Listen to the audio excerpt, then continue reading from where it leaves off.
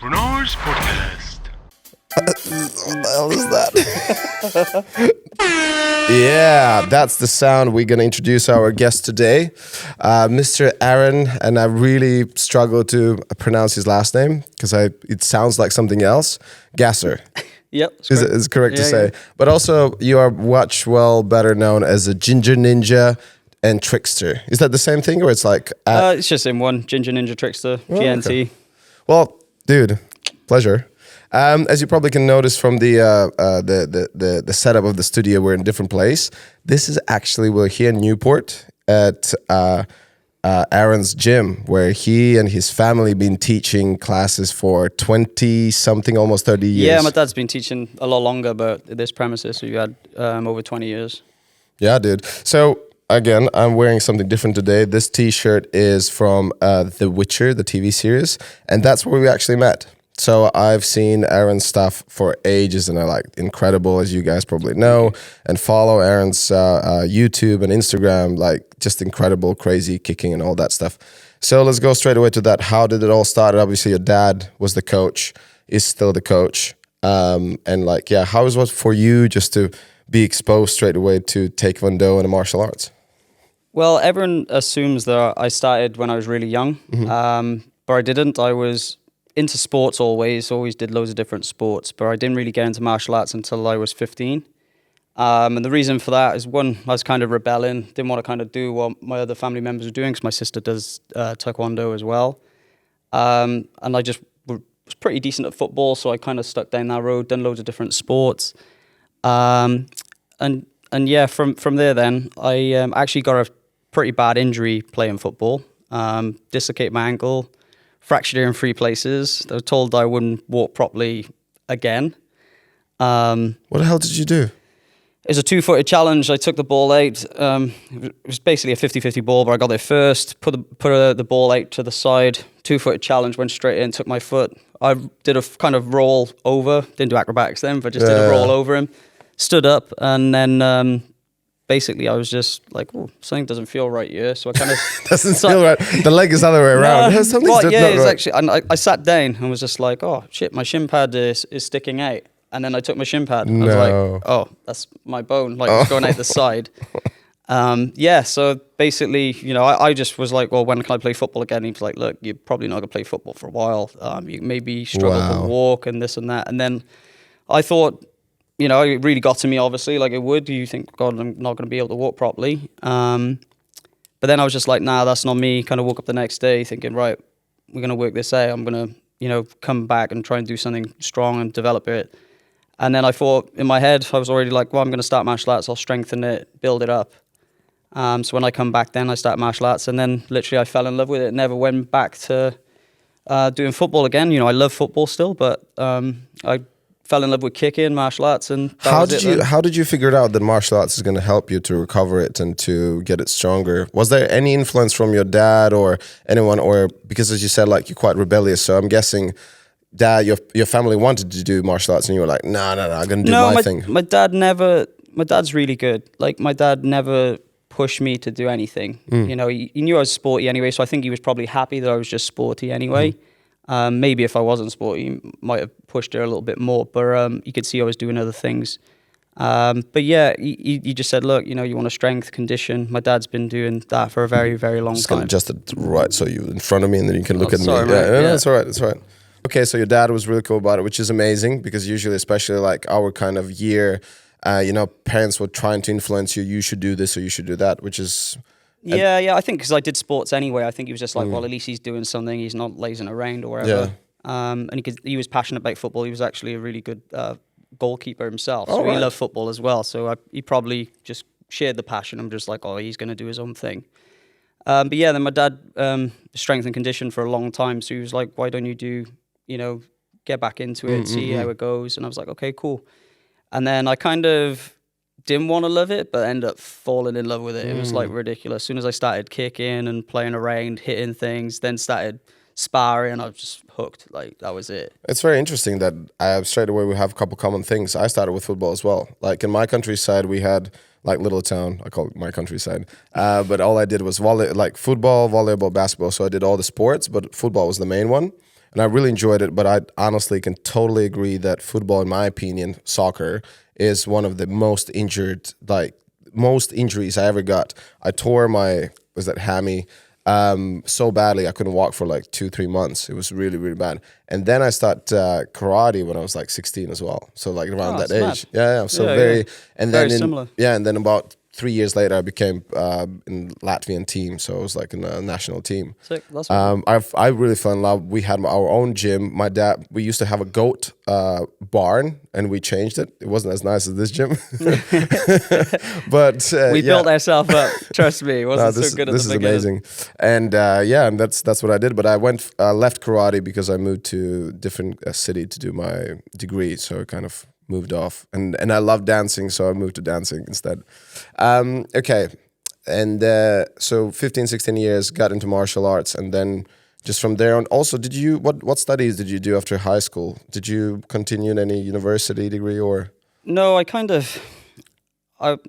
was quite intelligent. Not saying I was like super intelligent. I was. But, yeah, I'm not anymore. But yeah, I passed all my exams. You know, if you see and above, so they were all done. Yeah. So got some A stars, some A's, some B's. Did pretty well. And then I did start sixth form, and then I was just like, do you know what? I'm not enjoying this. And then stuff I was learning, I was just like, I'm never going to use this. Especially like mathematics and different stuff when you go beyond. You know, them stages. It's just, unless you know certain jobs. But come on, in Sherlock Holmes movies, you see he used mathematics to fight. Yeah. This angle is going to go there, and it's going to go like this. It's true, yeah. Maybe I've used mathematics in different ways with the kicks. But quite quickly you realize, like, okay, academic is not really for you. Yeah, and my sisters have both gone to uni. They got degrees in English, both qualified for English teachers. And then I was just like, they have never used really their qualifications. So I was just like, Great I think example. I'm just waiting time. So I just thought, I know what I want to do now, and I'm just going to do it. And that was that. When do you think you realized that martial arts that's the path? I think literally about a year and a half, 2 years in. Wow. So that's I already amazing. knew. Yeah. I knew. Like because I would have been 17, 18 when I dropped out of school. Because I did the first year, did AS, and then when it was the A-level year, I just like, nah, I'm done. So what is about it? Like, is it more I'm capable of doing amazing stuff and I want to continue doing that, or is like, okay, now I'm coaching? Because you didn't start coaching. How long you been in the martial arts since you started teaching other people? Well, I started helping out quite soon, but not obviously teaching, just helping in classes. Because I took really well to kicks, and then understanding how to break them down and help others. My dad was a great kicker as well, so it was basically like kind of emulating my dad and then getting a crash course, and I got ability faster, and then I built upon it then as stuff my dad wasn't doing at that time, because they only went up to like tornadoes, 360s and different stuff, just a different era, obviously. And then I was like, could see all the potential, you've seen Jackie Chan movies, Tony Jaa, all that sort of stuff coming out, and I was like, I want to do all this stuff. And so I just watch it and then learn, and then I'd understand it by failing and falling, and then I'd be able to teach others a little bit faster from obviously my mistakes. So it just went kind of from there. I just fell in love with obviously the kicks and progressed in So the whole combo basically. Yeah. And then by helping in classes, by doing that, then I just kind of eventually did teach. How soon did you start seeing the potential in the movies that's what you want to do, or that I came didn't. quite later? Yeah. Yeah, I didn't see the potential in that at all. I just knew I was normally like, I enjoyed breaking stuff down. I enjoyed being quite creative, and then I enjoyed then teaching others and helping. And then that's kind of how I fell into YouTube as well. Like, so I've never really looked into doing movies. I did my own thing, like passionate projects and playing around, but that only come then later with YouTube. So I basically made my first video for YouTube. It was a tutorial to help others in class, actually. I did a 540 kick. Right. And loads of people were asking about it in class, and I'd give pointers here and there, and I just said, you know what, I'm just going to make a video. Hey, we have some sound effects. Yeah, on YouTube right now you have how many million something subscribers? It's over 1 million. I don't really, to be honest, I haven't really focused on it a little while. Because you're too busy to do big movies. Yeah, we know that. We're going to talk about that a bit later.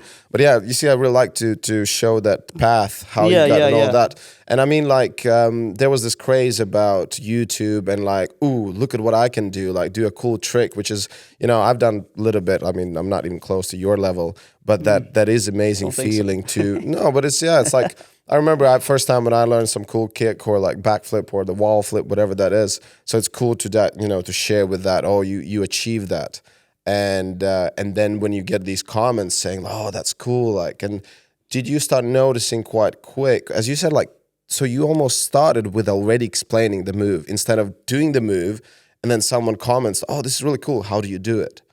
When do you? I did it the opposite way around, because all I did was make a video. I'd never thought of really plugging myself in that way. I did the 540 kick tutorial. It literally was just for my students, but I thought it was easy just to upload it on YouTube. And also there was loads of problems like with Facebook and stuff in those days with certain amount of time you were allowed videos up and all you had to split them into sections. So I just used YouTube because it was like a 10, 12 minute video, so I could just upload it and then just give everyone the link and they could just watch it.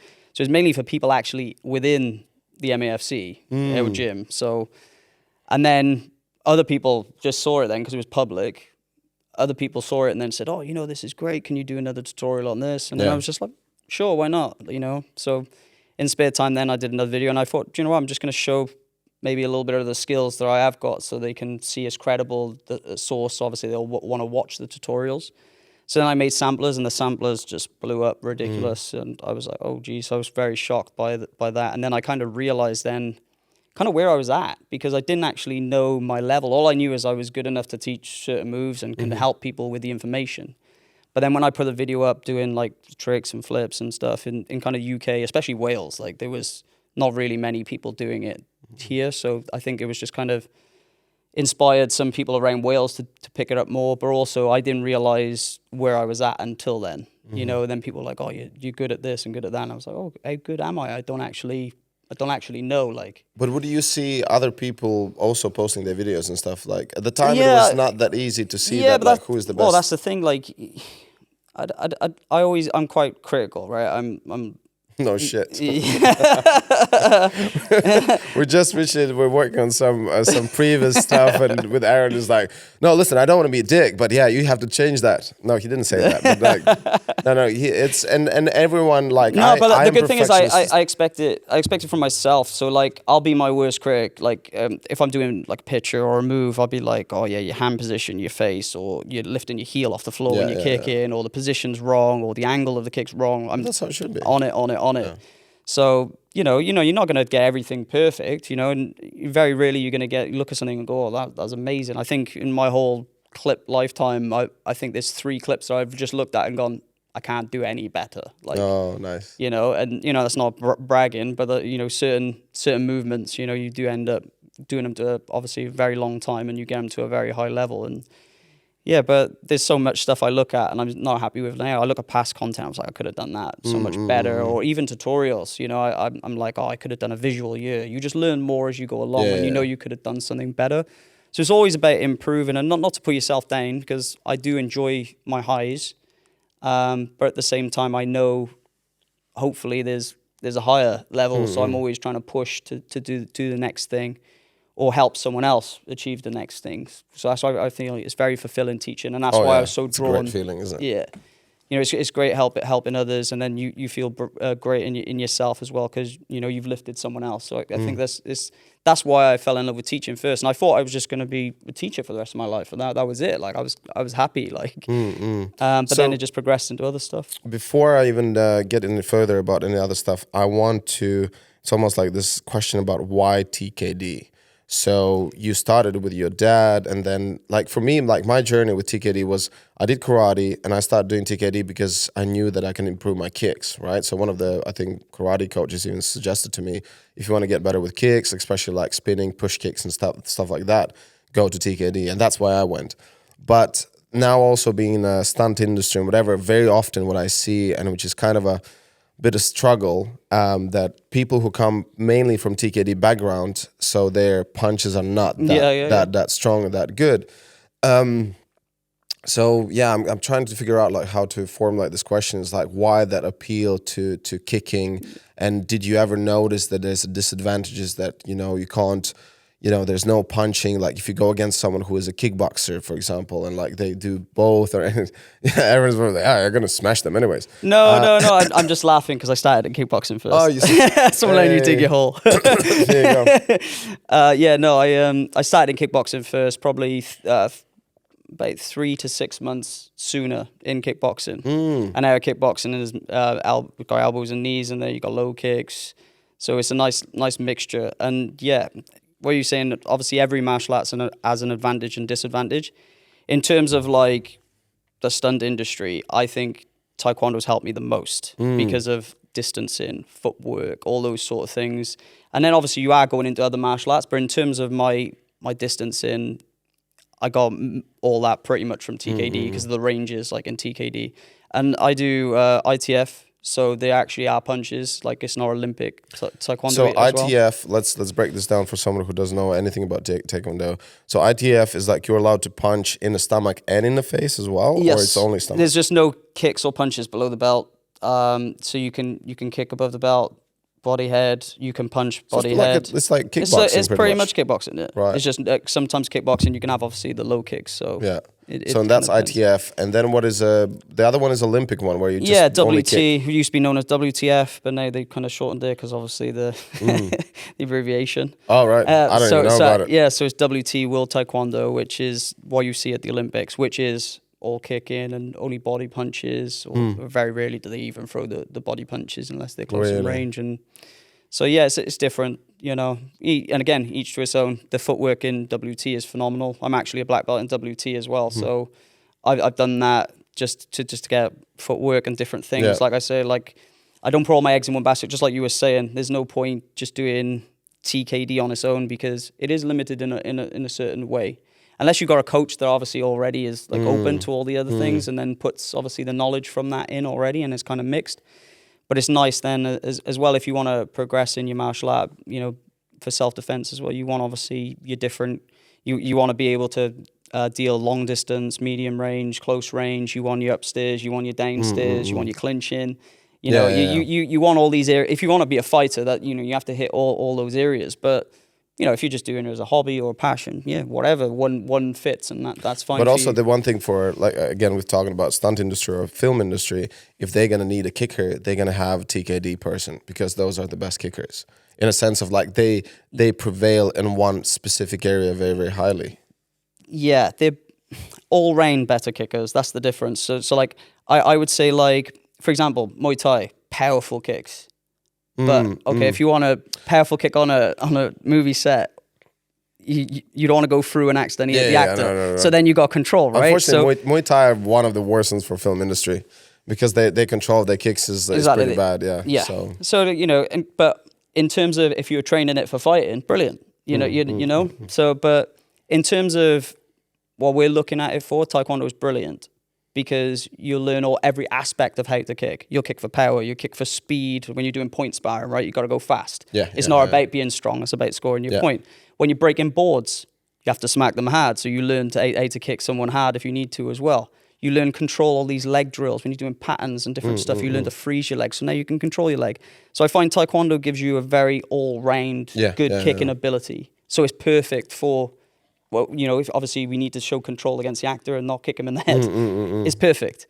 But, in terms of fighting, it depends. You might go in a different mode or you'll learn different. I always, when I teach kicks, you probably know this if you've watched any tutorials, I explain it like TKD way, speed, strength, and then I'll say, you can dip down slightly. And then it's going obviously into more different martial arts, and I think it's good to have that knowledge of how to create power or destroy someone's base by, we're built for head-on attack. If you go down diagonal, up with diagonal, your body's not built for it. So it's kind of a way of doing things which other martial arts will give you as well. So it's like a puzzle piece. You've got a few puzzle pieces from TKD, and then if you want to really, I'd say, not that I think I'm a master of kicking, but if you want to become all-rounded, you have to take from other martial arts as well. To get what you want. Like, what do you want? Max power. Okay, this is how I get max power. This is how I get max speed. And then you got it all rounded. But you need kind of the take on different martial arts. And that's why every martial arts has an advantage and disadvantage because they'll focus on one more than the other. 100%. Do you remember there was a while ago, there was this video or like kind of they tried to figure out which is the strongest, most powerful kick. Yeah. And they did this test. You're probably like, nah, this is not true. Yeah, TKD won, right? No, it was Brendan Foster. No, it was a capoeira. It was capoeira.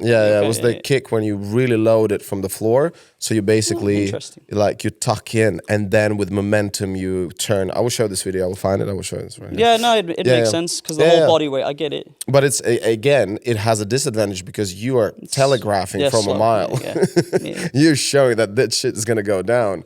And then let's cover like most of the disadvantages and advantages from different martial arts with kicking. So Muay Thai, probably one of the most powerful kicks. Power conditioned, strong legs. Yeah, so they can take punishment if they get hit in the legs as well. They normally condition well in the legs. So it's very conditioned. So if you say Muay Thai versus Taekwondo, like what would you say advantages, disadvantages? The other thing you got to look at as well is not just the martial arts itself, it's the practitioners. Because you'll get a level of athlete, obviously, as well. So but let's say, like, if they're completely, like, the same kind of level. Muay Thai, you're going to be more power-based, you're going to be conditioned, you're probably going to be very strong. Not that you don't condition in TKD, but not on the level of Muay Thai, obviously, and you're not getting kicked in the shins a lot, because obviously more the rules are above the belt, so you're not conditioning your legs as much. So their legs, in terms of taking punishment, would be stronger. They wouldn't fatigue as much if they've been kicked because they'd be used to it. Do you think it damages Muay Thai people? Have you ever heard anything like when they get older? Because I know I watched Muay Thai stuff and I was like, oh yeah, I'm gonna kick tree now as well. So I remember there was a point where my shins were so conditioned. I still played football once in a while, and I remember we went for the ball with this other player and we literally smacked our legs at the same time at the same place with the same power. He collapsed. I just continue walking because I couldn't feel anything in my shin.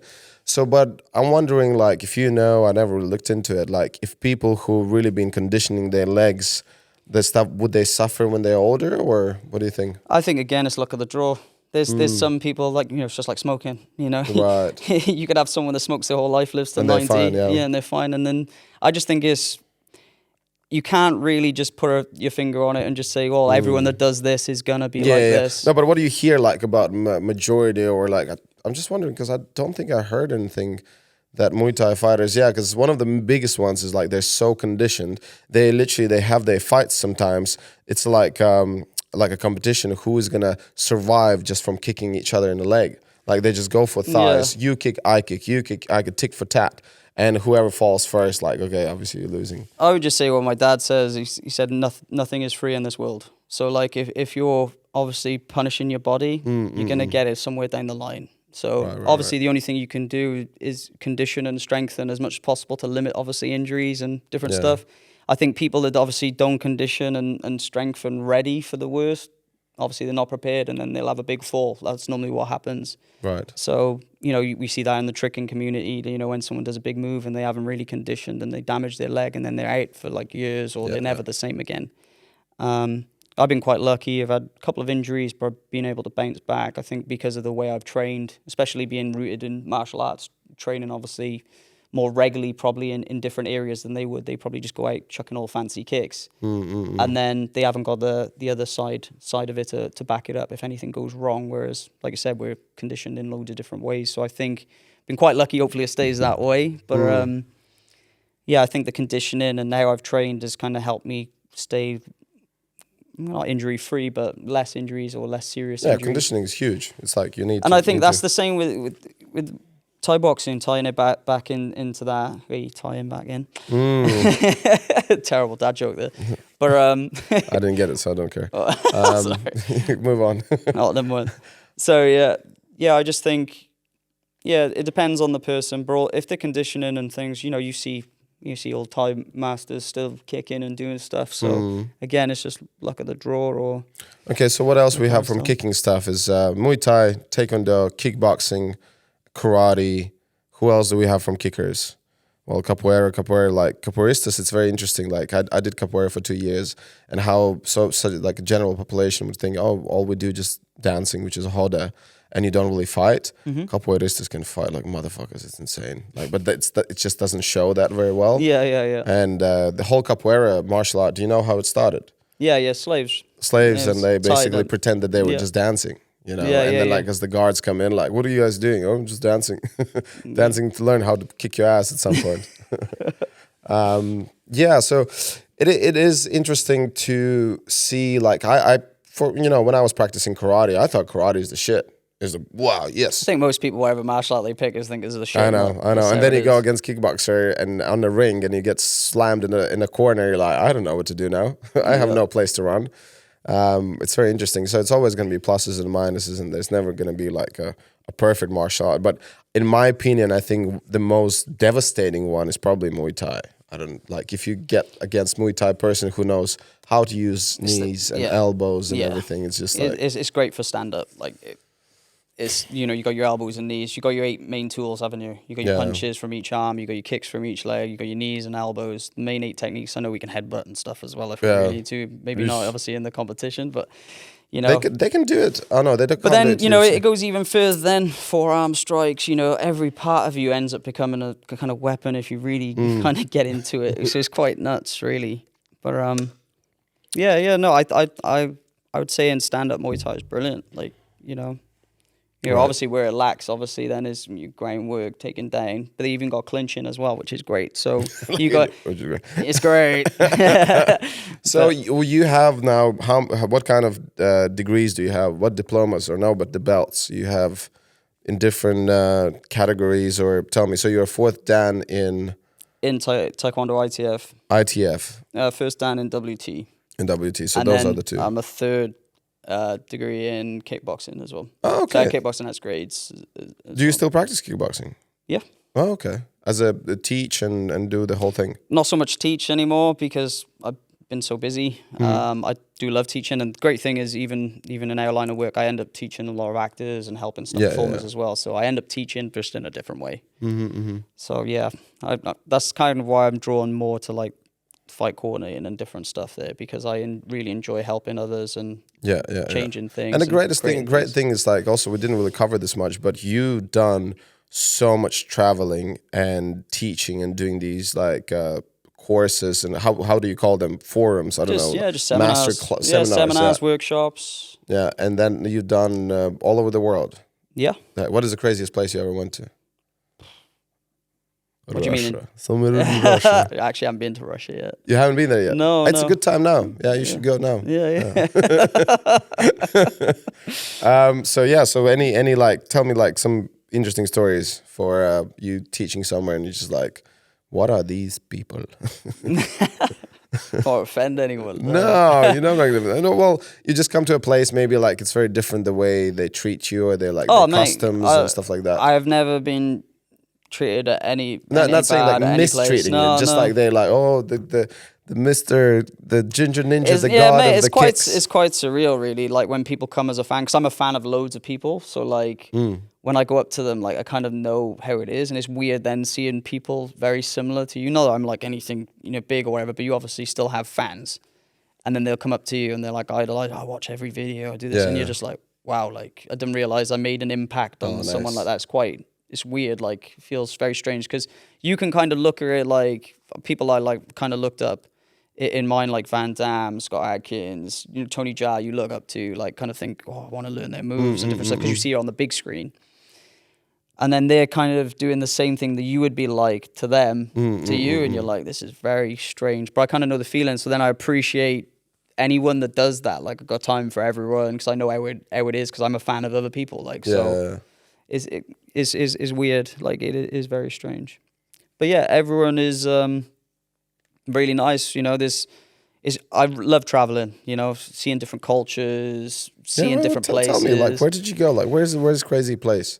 Like, there's just like typical palms everywhere. I don't know, like on the beach. Like, come on.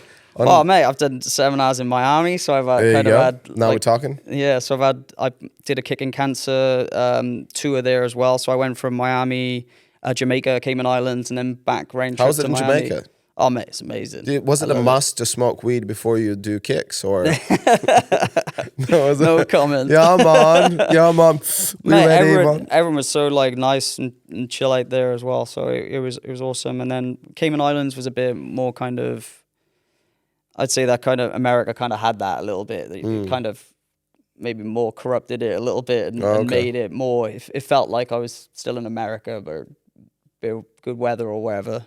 Not to offend anyone from Cayman, I'm sure there's parts that are very traditional. Oh yeah, cool. he's very famous. That's why he's afraid to offend anyone. I'm not famous. I don't care, mate. You know me. If I think something, I'll say it. But in terms of like, I haven't obviously experienced the whole of Cayman Islands, so I can't comment about everything. But the place I see is very Americanized. Okay, this question then: what country, in your opinion, TKD is the biggest?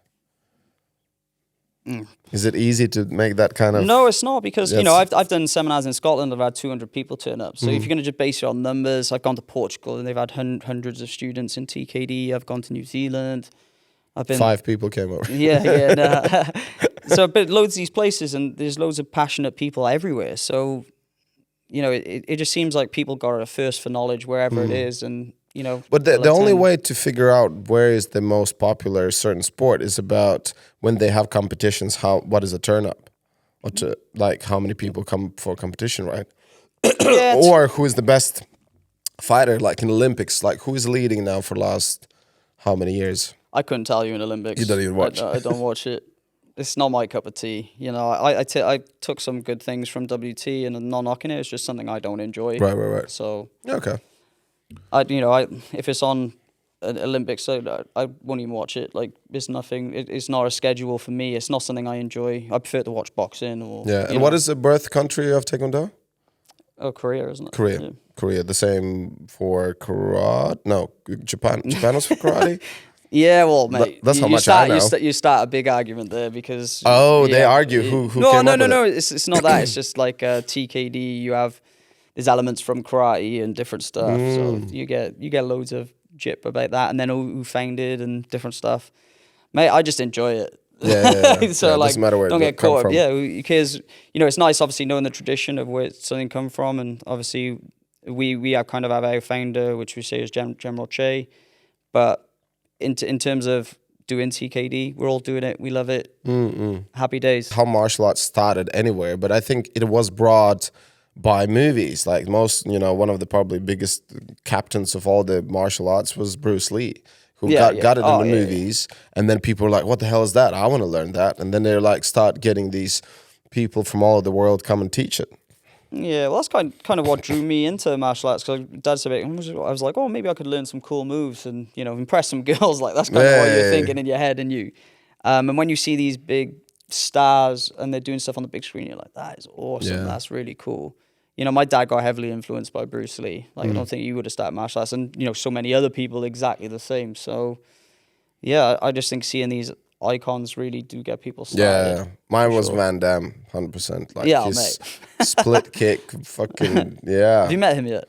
No, but I don't think I want to meet him now.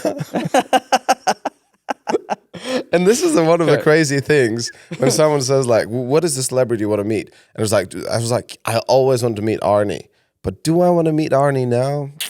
Yeah, not sure. I want to meet them when they're like, pinnacle. Maybe not even a pinnacle, just kind of like, just over the pinnacle, when they're just kind of past it or something. Not now when they're like walking history channels. Okay, let's have a break. Jesus. Cool. Okay, so in the first half we talked about TKD, why TKD and all that stuff. Now this one I want to talk about how you got into movies. I actually... I just obviously got a bit bigger on YouTube and promoted all that stuff. Just kept spiraling with that. And then I went to a Comic-Con in Birmingham to see Scott Adkins. Again, a fan. So I was obviously meeting different people. Met him, got on with him really well. Had a really good interaction. Went home, thought nothing else of it. It was like, oh, have a good day. And then he messaged me on Twitter and was like, hey, have you got the photos and video? Because I did a backflip next to him, held kicks with him and different stuff. And he said, you've got the clips? And I said, yeah, sure. I'll send them across now. So I sent them to him. And he said, oh, by the way, when are you free to train? And I was like, whenever. And he said, oh, I just want to come down and we can train a little bit. I was like, oh, cool. So we come down, then we trained, got on really well with him. Just did a few training sessions. And then he just said, look, do you want to be in some of the movies and different stuff? And I just said, nah, I'm not really interested. Who are you, man? So that's how it started. Because I was, again, like I said, I kind of knew what I wanted to do. I was enjoying what I was doing, enjoying the YouTube side of things.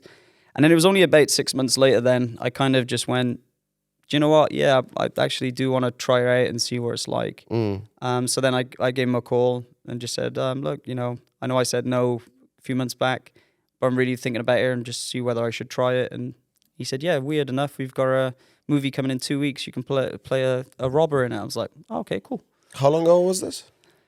2015?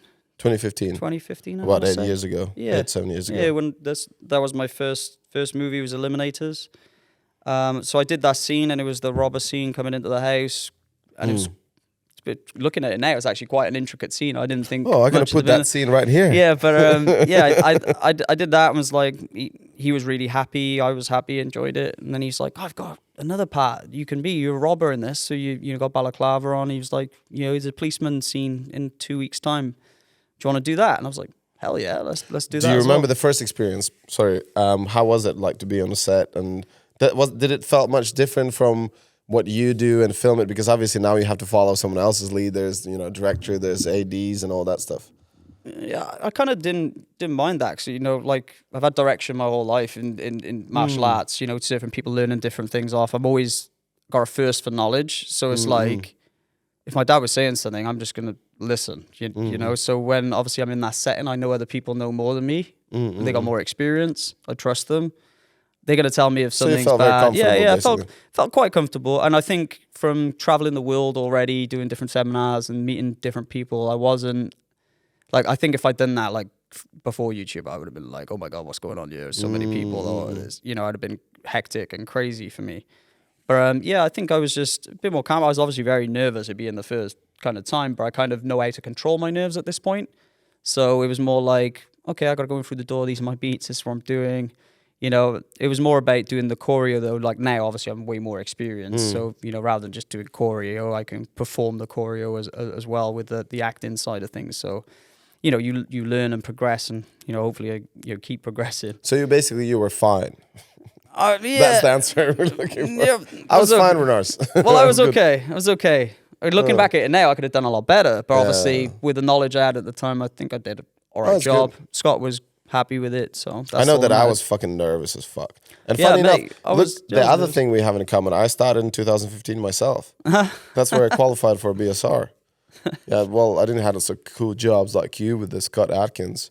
I did some bullshit, weird shit at the beginning. But I just remember, like, I think that was my second or third job. I was on TV series Sherlock Holmes, and I was playing, again, a Russian terrorist who gets shot.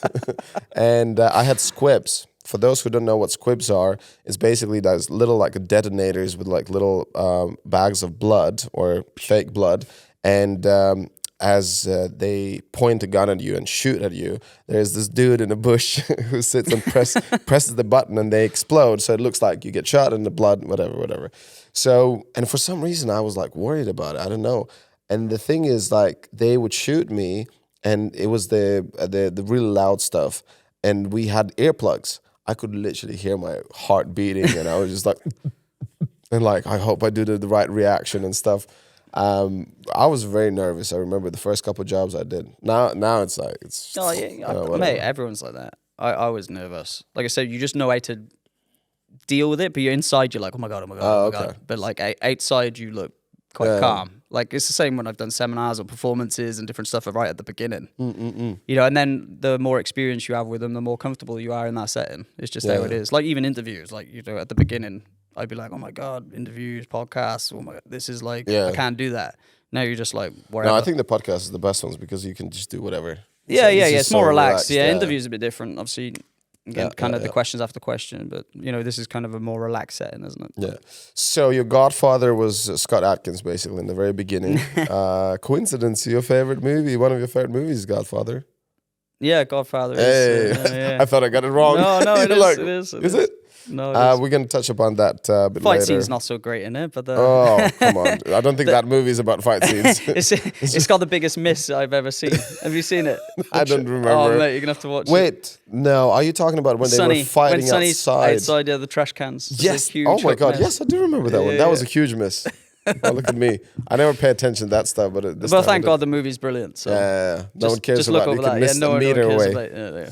about When we're talking about miss, the stunt people, it's about when they shoot, it's like you have to have a connection. It looks like it's connection. It's not actually, but it was the wrong angle, or it was just very far punch and stuff. Yeah, I think they just done it as a one and just left it. Yeah, That's fuck what it. Looks yeah, they were like, oh, it looks cool. real enough. Yeah. Not today. Today is a very different ball game. Okay, so this is how you started, almost 7-8 years ago, and then you did some more projects with Scott, and then how you got in some other projects. No, I didn't. I've only done one to this that's day. it. The Eliminators. Yeah, Right. you said I did good. Didn't never call me back. Nah, What happened? You were then? just too good, and Scott is like, shit, he's gonna steal my limelight. Oh no! If things would work out differently, maybe you would be in John Wick 4. When the fat costume running around. Oh my God, Jesus.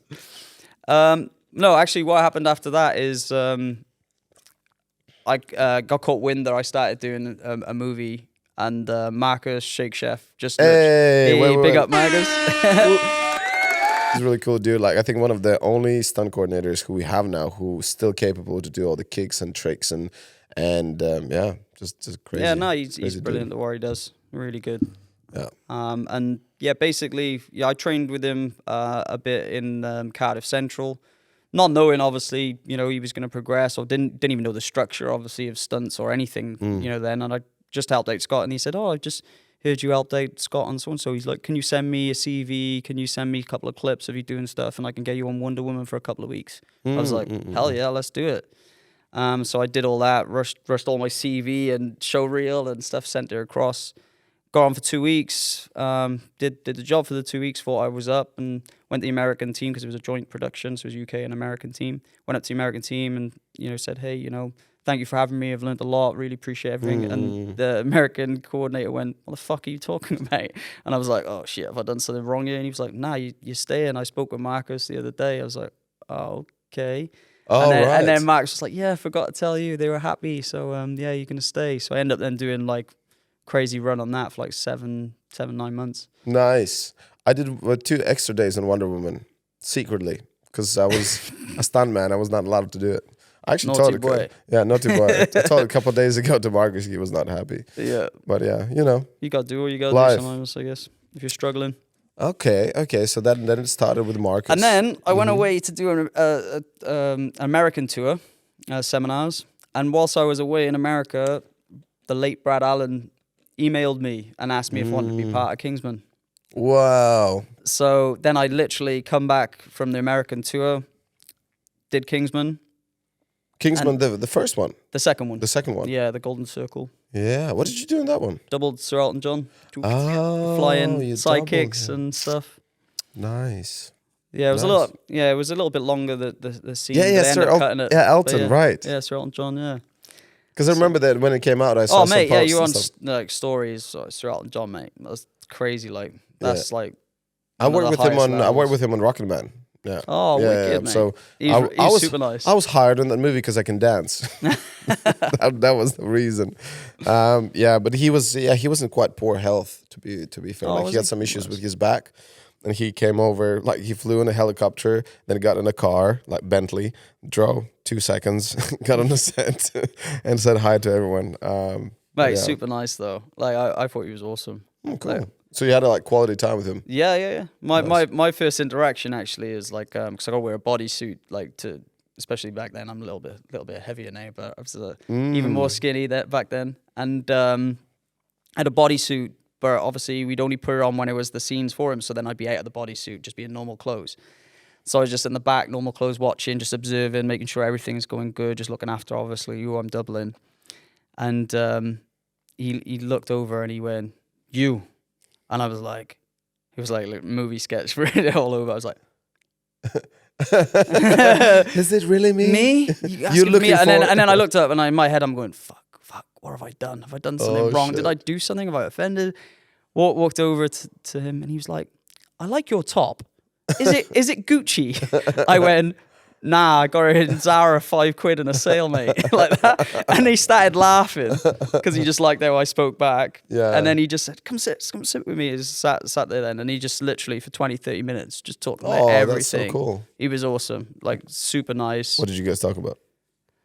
Family, everything. Literally loads of different stuff. He was just really friendly, really nice. It was awesome. That's awesome. But you're much taller than him, aren't you? I don't know, maybe a little bit, but yeah, I think the face, I got like kind of the drama head kind of thing, so it was perfect for when they put all the face replacement stuff on. What? Wait, it wasn't your real face? Because you guys practically look the same. No, they put obviously the dots on my face. Yeah, that's cool. But also in the Hammersmith then as well, because that was a scene in the bowling alley. But in the Hammersmith then, there was a moment in between changing camera lenses and all stuff and angles, and it takes like 30 minutes, right? So he was by the piano just waiting, and then it was like a kid just doodling. Like he just started playing around with the piano, and then he just went boom and broke out into a massive song. And there literally was 5 stunt performers just in the front row, and he literally just performed for about 10 minutes for us. So cool. And we were just like, oh my god, this is like unique moments you're never gonna get in any other profession. Like it's crazy. Amazing. Wow, Sir Elton John. Did you see the movie, the Rocket Man? I haven't actually. No, yeah, it's kind of like I'm not sure how heavily it's based on a true Taron story. Egerton as well, isn't it? Yeah. Yeah, how heavily it's based on true story, but like if it is, I haven't done the research.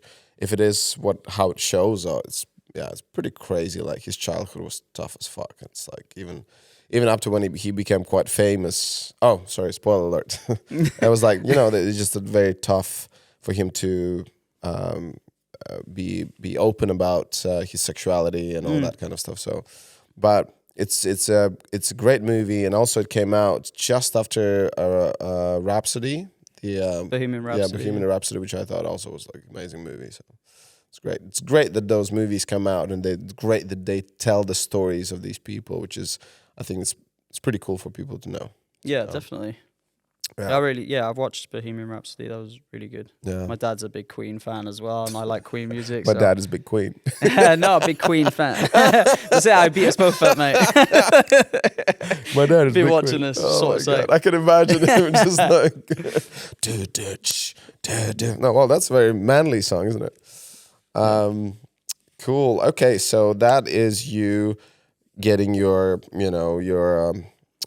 nose into this whole stunt business. Yeah. And then and you still continued to work with Marcus and done bigger and bigger projects. Yeah. And now you are his like a big helper of creating previses and that kind of stuff. I'm starting together. He still does most of the previses and stuff, but I've done little side projects of all becoming more coordinating and choreographing a lot of the stuff now as well. Even assisting even with Marcus, and then becoming more kind of getting towards the fight coordinating. Yeah, part which is now. awesome. Yeah, so that's great.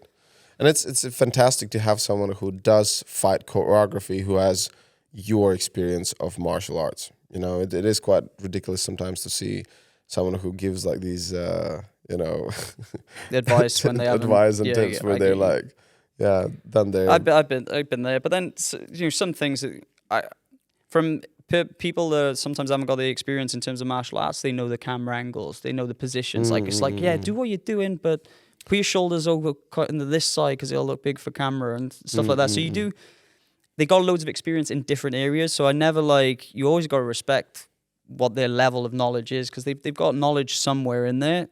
Ours might be higher in terms of martial arts because we've done it, like we've lived it more.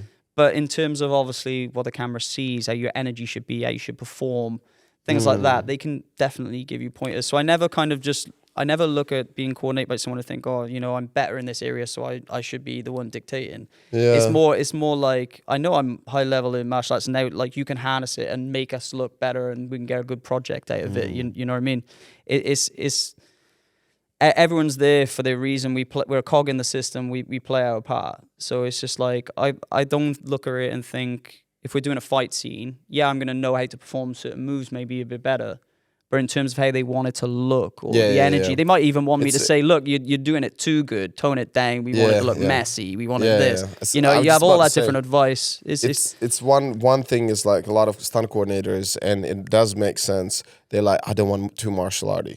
I want it messy, I want it gritty, I want a pop bar fight. Like, you know, it would be... That's what was very difficult for me at the beginning. I was about to say how for you was to adjust to that. Because my body was so like in tune with technique. Then they'd be like, I would make it look messy, and then my messy would still look clean. And they were like, I was like, that is messy. That's so terrible. As messy as it can be. And then they're just like, no, perfect tell. No, even worse. I'm like, okay.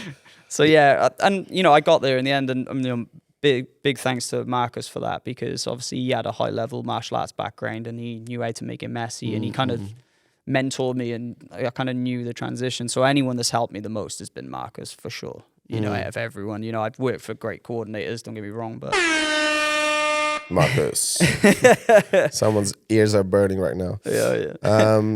That is awesome, dude. And like, okay, like how do you see your future? Like, do you see your future as a fight coordinator, one day maybe second unit director, or you just let's go with the flow and let's see what's going to happen? Yeah, it's very strange because like when I thought my life was kind of mapped out with teaching, it's kind of like I end up teaching within this industry. So I'm still teaching, just in a different way. And then I think in terms of my head, like I think it'll be more going down the fight coordinating route and choreography, being creative, because I like to break things down and do something unique and play around, but also I like to help others and teach. So like fight coordinator seems to be the right place for me. Like I think when you go to stunt coordinator, you organize all the stuff, but it's more like you do a lot of the paperwork, health and safety.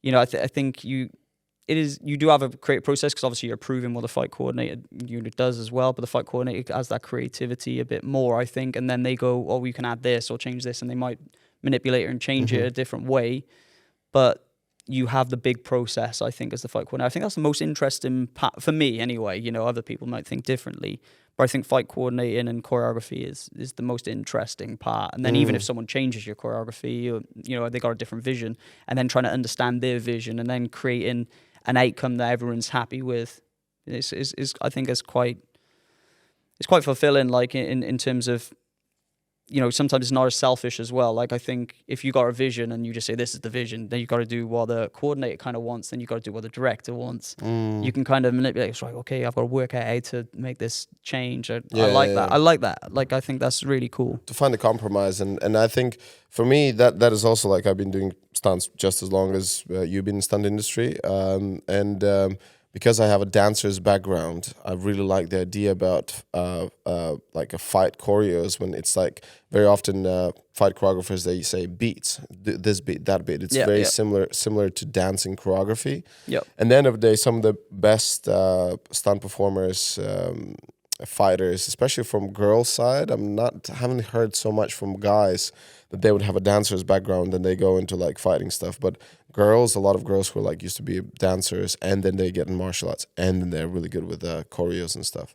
So for me, that really works, and I really enjoy that idea. I think it's understanding the rhythm, you know, and you can understand rhythm in different ways. I don't think you don't necessarily have to be a dancer to understand rhythm. Obviously, like you can be on a bag and just understand the timing of punching and everything like that, and then you can create a rhythm within it.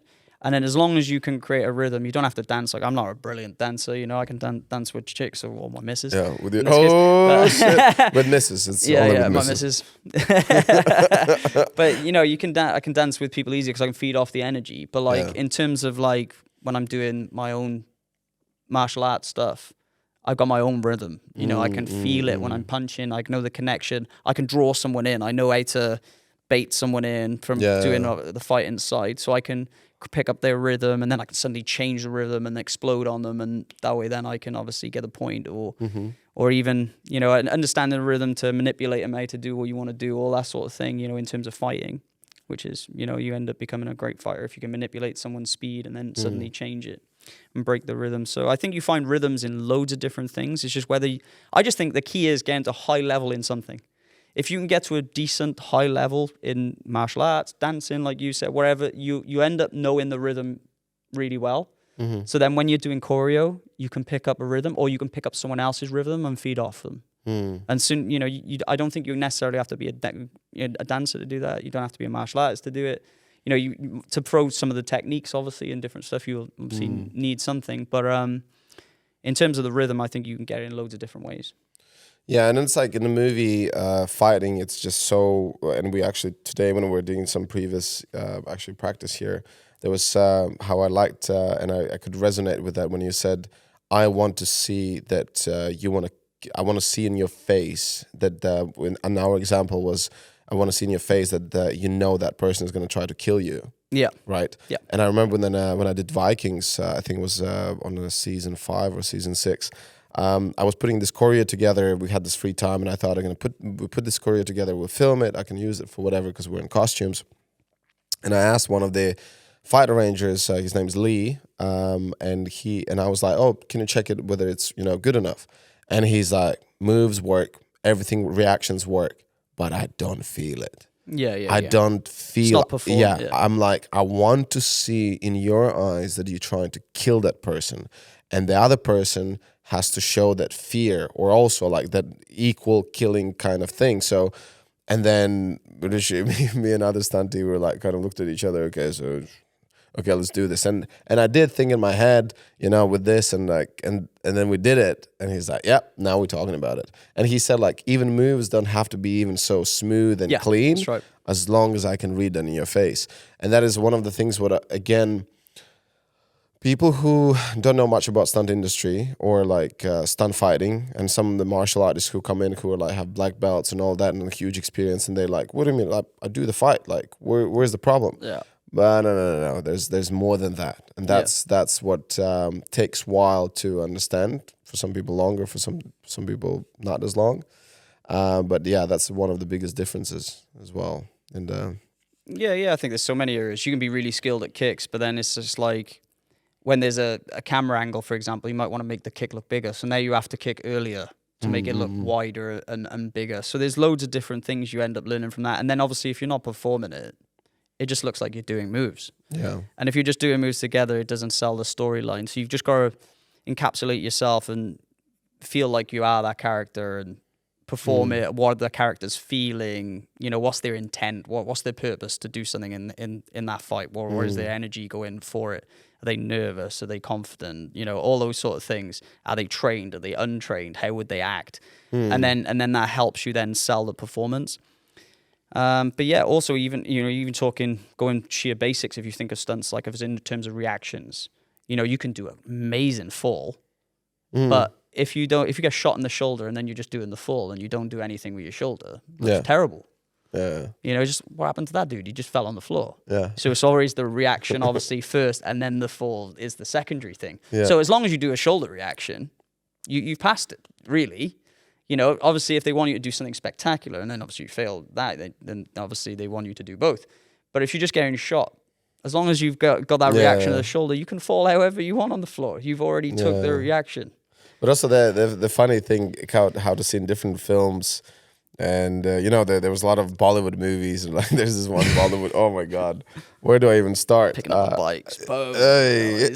One of my favorite ones, I think it was the crazy one when the guy rides a horse and then slides under the I've seen under the track.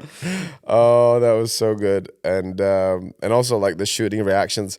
When I worked on Peaky Blinders, I remember I did this. I had to do these reactions, and I did it. And stunt coordinator comes over, is like, "What the fuck is the deal with the Hollywood? I don't want you to do ba ba ba ba ba." Yeah. That's the thing. Again, it's different directions for different people. What they like. Some people want the realistic. If you get shot, just go straight through your shoulder, and you don't even move. And you react later. Actually, you're like, "Oh, I've been shot," kind of thing. And then you got ones that are like, full on Hollywood, boom. And then you got superhero ones that you're going to be flying in the air for, I said the best way to do it, all we need to do, get a stunty, shoot him actually in the fucking shoulder, film it, and let's see, what was the reaction? I think it just goes through you. And then later on, you're like, "Oh shit!" I told you that this is one way to find that out. Yeah. Oh, that's what happened. But how it would be with a bigger bullet? Oh shit! Yeah. I'm gone. Can you recreate that? I love how Quentin Tarantino movies, like his gunshots is like feels like a balloon of blood just blew up. I just rewatched again Django Unchained, just an amazing movie. And actually, I rewatched the Pulp Fiction, and like anywhere where they shoot stuff, it's just like. But you go to a movie to escape as well, don't you? Yeah. So it's not always going to be like, you know, we love superhero movies, we love all these things. It's an escapism. So it doesn't have to be always be realistic. But also to tell a story, sometimes you have to overindulge with the Hollywood kind of style, you know, just to kind of tell the story a bit more. Yeah. You know, if someone gets shot in the shoulder and you see the big shoulder move, you know, then you're just like, oh my God. He's been shot in the shoulder, your eyes register it, it's easier to understand it. You know, if it's more realistic and it shoots him in the shoulder and it just goes through and nothing happens to his shoulder, it's like... Do you remember the age or the movies before you got into stunt industry and stuff, when you would see like a movie if someone gets shot or kicked and you're like, that's shit. I don't think I remember. I'm like, one of the ridiculous was like Commando. You know, when the Arnie comes in, holds the thing and he just shoots, everyone just falls. Even as a kid, I was like, yeah, that's kind of weird. Like, none of them could get to him. Like, what the hell? Yeah. But then I was like, no, that's Arnie. Come on, that's Arnie. You need to cool down. It's not a tumor. That one is so good. Did you see it's like Kindergarten Cop? Yeah. Oh my God. I rewatched it because I was thinking about like, which is my favorites? Like, it's like, I'll be back. I was like, old. Like, yeah, it's like heard so many times. And then as I was watching, there's that, it's not a tumor. I was like, oh, where's this from? And then I watched that movie again. It's hilarious. It's so funny. And that kid's like, is that a tumor? It's not a tumor. I was like, this is a great movie. Brilliant. And then Arnie was like, oh my God. He's just, any movie he does, like, always have these one-liners. Oh, mate. Yeah, that's how does he do it? Well, for you, so we're going to talk about movies and other stuff later. But can you give me like one film or one character in the movies which kind of, for you as a kid, that it was like a big inspiration change? Was it Bruce Lee? Man. Was it Van Damme? Or? I think without even kind of realizing, because obviously I went in martial arts a lot later, but when I was a kid, mate, it was Power Rangers. Like a TV show, mate. Power Rangers was the one for me. Like, okay. And it was obviously the Green Ranger, Tommy, well, late Jason David Frank now. He's not with us no more, unfortunately. But that Green Ranger was just the one for me, man. Oh, nice. That was the one.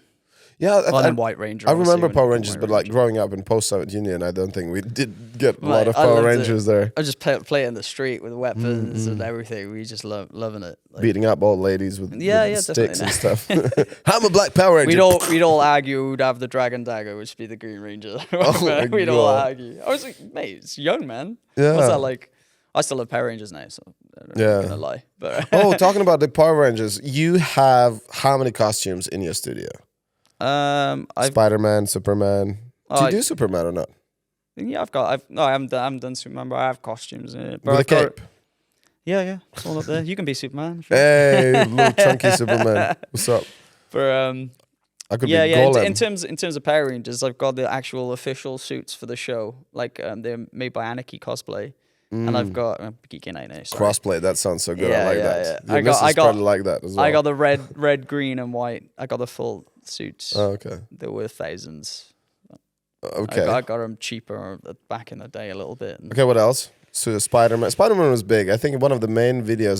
Spider-Man's kind of that's what kind of my channel was popular for martial arts channel, but then when I put up the Spider-Man video doing martial arts, it went to another level. It was ridiculous. Did you get offers from Marvel? No, damn it. Unfortunately not.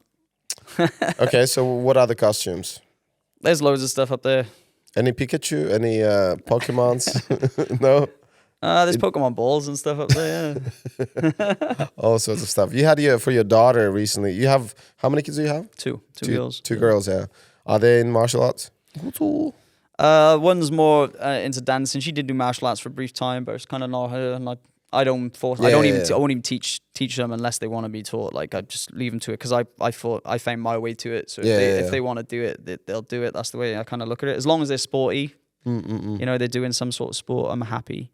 So yeah, my older one did kickboxing for a while. But now she stuck to dancing. She does a lot of dancing, bit of gymnastics. So what do they say to their friends about daddy? What does daddy do? I'm just cool, Dad. I love it. I honestly, man, I'm so glad I had kids young. Like, honestly, I was well happy. I'm just cool, Dad. So, like, if I do sports days, I'm always winning sports days. If I do, like, what does your daddy do day, I've come in for those. And then the guys are like, oh, yeah, I'm a fireman. Everyone's like, oh, so cool. Da, da, da. And then I'm like, well, you want to bet the guy who's on about putting out fires? I get lit on fire. And then all the kids are like, ah. Can you flip? Yeah, here we go. And then they were walking out. My daughter was walking out, and one of the kids went, "Your dad is the coolest." Oh, and my daughter was just like, "Dad, yeah." I was like, yeah. "Aw, just feel awesome." I think one day if I'm gonna have kids, it's like my kids are gonna be. Why everyone says that you're the weirdest? And I will take that as achievement. Yeah, like, yeah. The kids are just nuts, mate. The stuff they come up with is amazing. And also, if you have like a shitty day, you come back, your kid, mate, you're happy. Like, honestly, I love it. It's wicked. That's great. And so for them, again, as I understand, you're just going to be like, you guys do whatever you want to do, as long as you're happy, as long as you're active, as long as you're healthy. They just got to be like I've got a rule in my house. You have to do at least one sport. So like, if you're doing one sport, no happy food. Days. No, not do on sport, that no level. food. But they have to pick a sport. So if they drop out of a sport and don't like it anymore, I'm like, okay, you got to pick up another one, do a different sport, and you'll end up finding one you like. Is you're always drawn to some type of sport. My youngest is into football and she does kickboxing, so she's more like me in that respect. She likes what I kind of like, and not that I've influenced that. She does football and I'll play football, and she's like, I can see she's got a like into it. She does kickboxing. She's always trying to fight me in the house. She's more into it, like I can just tell. So then, I'm happy to play then, and because I know she enjoys it. It's not as if I'm trying to force her to do kickboxing, you know what I mean? She's just trying to kickbox me, and then I'm like, oh, let's play. But then the other one's Nora's into kickboxing, but she's a brilliant dancer, great performer. She's also a mover, yeah. So. She's on stages and stuff. Like, if I could do what she done at her age, mate, I'd be well happy, because I was quite reserved and shy a little bit more when I was in school. Really? Yeah, I was quite shy. You wouldn't think it now, but yeah. But like, I look at her performing on stages and for the hundreds of people and different stuff, and I'm like, wow, the confidence you have at your age. I wish I had that. Yeah, but did you tell her that dancers don't make much money? Did you broke that down for her? Yeah. So many ex-dancers are trying to get in stunts. It's not all about money though. It's like, of course, obviously you got to make. But at some point you need to hit the reality. I don't know. Yeah. You got to live, obviously. But yeah, like, in teaching, I wasn't gonna earn extortionate amount of money. It was good enough to live, and I was happy because it was something that I enjoy doing. Yeah. And I think you could do a job, right, and get loads and loads of money and you don't enjoy it, or you could do a job with less pay and you're enjoying your life all the way through. Do you know what I mean? It's like, no, I don't know, it's I don't know, Aaron, what you're talking about. I think it's all about the money. Yeah, different people, different things, I guess, but like, I would happily take the lower money and have a fulfilled, enjoyed 100%. life. Yeah. I wanted to ask you, like, so you are into martial arts, kicking stuff and whatever. What else do you do sport-wise? What hobbies do you have? What on a canoe, on a lake, I don't know, paddle boarding, like with other yoga mamas, like what else, what other stuff do you like to do? Anything, honestly, anything sporty, I'll play anything. So if like I've had friends that like just do tennis and they're like, do you want to try it out? I'm like, yeah, let's go. People rock climbing. I've done quite a bit of rock climbing. I really enjoy that. The task, the route you have to pick is, to be honest, anything that challenges you. And high diving? Have you tried high diving? Yeah, done high diving, yeah. What's the highest one you jumped off? I've done 10 meters, but nothing like, Just pencil drop? Yeah, just normal. I could probably flip it, but I was like, I ain't risking it yet. But I did all the dives that I was supposed to do for stunt qualification. Oh, that's sick. But I've done them all at 5. I haven't done them all at 10. The thing is, like, it's pretty much the same. I actually get hurt. I got hurt the most from 5 meters. Yeah, because before you get on 10, you like try to make sure that, and then you just smack yourself so many times. Do you find the half dives are the worst though, right? No, for me, the 1.5. The gainer half. Yeah, that one. The gainer half. That was tough. It was, I think it's called reverse or whatever it's called. Yeah. It's basically for viewers or for listeners. It's when you stand on the edge, you basically kind of gainer is a backflip but forward, so you move forward and do a backflip kind of thing, right? That's a gainer.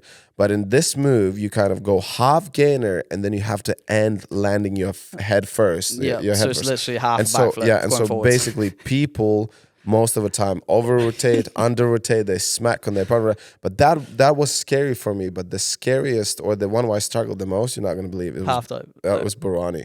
What? And Barani is, again, for those who listen, is basically front flip. So you kind of go for the front You can flip. see it the whole way, though. I know. But again, this is the thing why people are different. Different brains work mad. differently. I always over-rotated because before, like now I understand how it works. I actually just was practicing trampoline. It's like, oh my God, this is so simple. So all you need to do is just hold longer leave for it the so late, front yeah. flip, and then straighten out. Definitely. I would put this as a video for people to understand what we're talking about. But again, this is just a story about how our brains are just so differently wired. well- I went to jumping with one of my mates who can do double backflips, all that. He couldn't do gainer. He said like he got on The half, and not just Yeah, no, just normal gainer. just normal gainer. Just normal gainer. Yeah, 'Cause of just the normal backflip forward. No, and he's done it before. It's all fine. And he's had a brain fart and he's like landed on his back or in front or whatever. It's like, dude, what's wrong with you? And he's like, I don't know. My brain just doesn't, and that just happens. I think I used to practice so much on just grain level with tricking and stuff. Never really. I do trampolining, but not. I kind of hate trampoline. I can do it, but I love the grind and using my own power and force. Like I know how it feels Force. and everything. I like to use my force, But it's brilliant. I find so the hardest thing for me is like because you got so much height to play with. So when I'd like the gainer half for me was just like jump forward.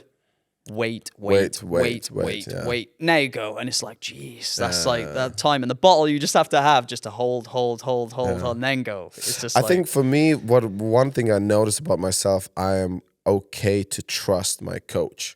In a sense, like I build that trust. And I remember the other dive is just a back fall dive. It's like when you, with your back to water, and from 10 meters, you just hands up and just you jump up, and slowly you should be diving in your head first. And like people usually again over rotate and start freaking out. Back and and then what my coach said, I will shout you when to look, back. And I was like, you know what? I have nothing else because I can't trust myself. My judgment doesn't work here because I am totally lost. And then as I just listening to when my coach says, look at the wall, look at the wall, look at the wall. She shouts, turn on. And it works, So it's like, and it was very interesting. Like for me, training for the stunt stuff was probably the coolest and the biggest challenge I ever had. Yeah. And I had so much fun with it. And I really learned a lot about myself that like when I passed the swimming test, which I thought I'm never going to pass, I was like, wow, if I can do this, I can do fucking anything. Because you're so convinced that you can't do it. It's crazy. And then it was like, next thing I would try to do cork in gymnastics. I just learned how to do backflips and whatever. I never done gymnastics in my life. So I started doing gymnastics when I was 30 years old. Jeez. Yeah, and then I said, cork, I'm probably not going to get it. But because of that swimming experience, I was like, just keep going. 2 years later, I can do cork. And Happy days. Like, yeah, and that's like, it just says about us, and it's a good lesson for everyone. Like, there's almost nothing you cannot achieve. You just keep doing it, keep doing consistent. Yeah. That's all it is. Any person that kind of masters something, obviously you have, a bit of your own in you already, I guess. But so you have your own certain ability you've got in an area. But I think if you keep working at it and you really want it, you eventually can get it. Injuries, bearing or anything like that. Obviously, you don't want that to happen. But I find the same thing. My mindset was like, I'm having this move. This is the one I want. And then I'd fall on my ass, keep falling, looking at video footage. How can I change this? How can I make it better?